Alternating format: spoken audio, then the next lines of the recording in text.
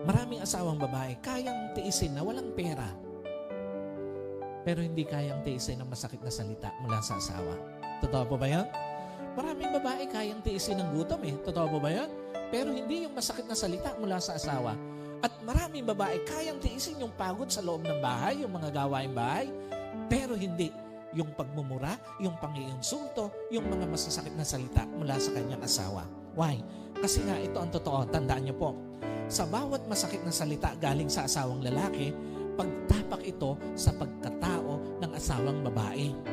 Ito ang totoo, bawat pagmumura galing sa asawang lalaki, pagtapak ito sa pagkatao ng mga magulang ng asawang babae.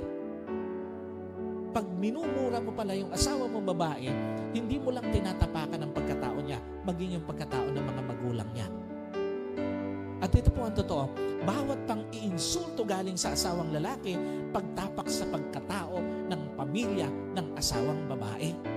Kaya nga hindi mo dapat minumura, pinagsasalitaan o iniinsulto ang babae dahil ito ay pagtapak sa pagkatao niya, pagtapak sa pagkatao ng mga magulang niya at pagkatapak sa pagkatao ng kanyang pamilya.